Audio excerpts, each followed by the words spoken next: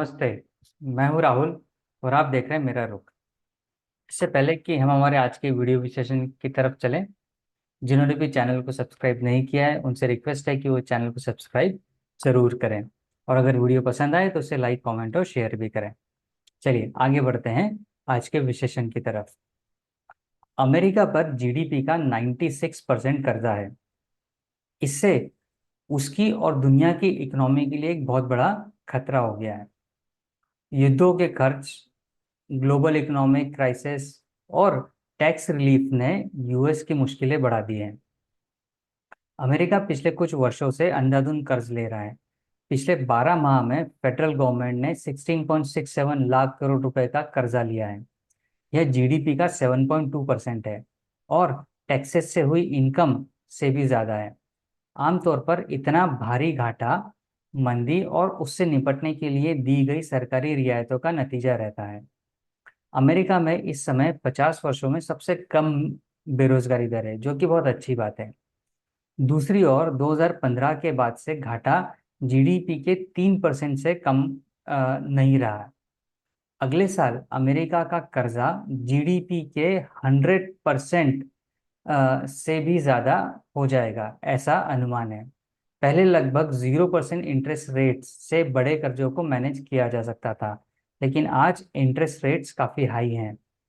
सरकार कर्ज का ब्याज चुकाने पर देश की फौजी तैयारियों से भी ज्यादा खर्चा कर रही है। आइए समझते हैं कि ऐसी नौबत क्यों आई। युद्धों का खर्च, global financial crisis, pandemic, tax relief और गवर्नमेंट के सहायता कार्यक्रमों ने बोझ बढ़ाया है। अमेरिका की दो प्रमुख राजनीतिक पार्टियां हैं, रिपब्लिक और डेमोक्रेटिक। दोनों वित्तीय जवाबदारियों को लेकर सिर्फ बातें ही करती हैं, बाकी और कोई एक्शन, सॉलिड एक्शन नहीं लिया जाता।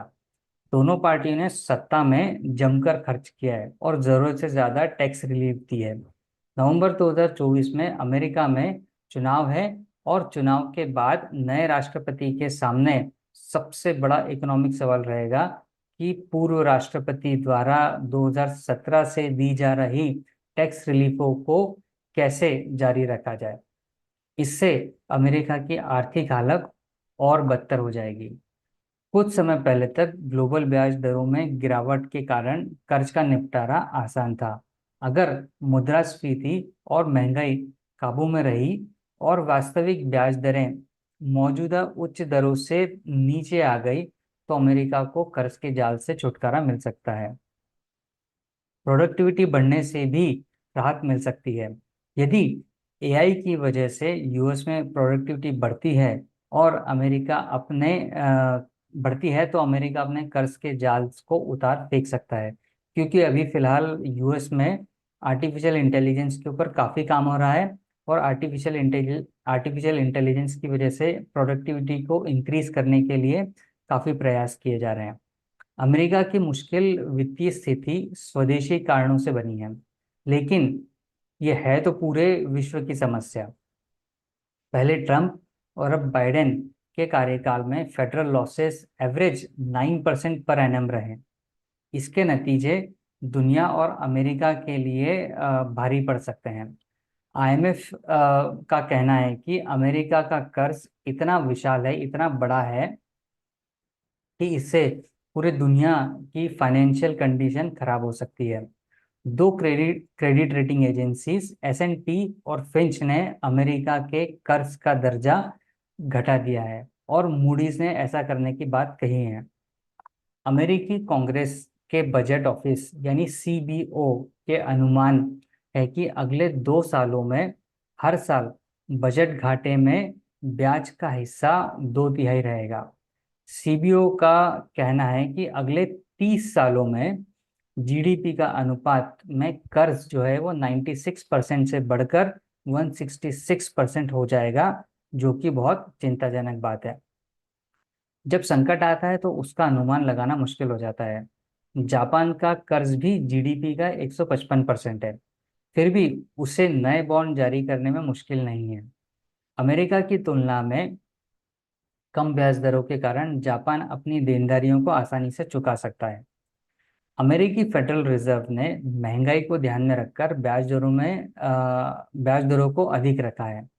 इस तरह सरकार के लिए पैसा लेने का खर्च बढ़ जाएगा। जनवरी में बाजारों में इस साल ब्याज दर में 1.5 परसेंटेज पॉइंट्स की कमी का अनुमान था। बैंक ऑफ अमेरिका के विशेषज्ञों का कहना है कि अगर ऐसा होता है तो ट्रेजरी को 2024 में 10 लाख करोड़ रुपए से अधिक का ब्याज देना पड़ता।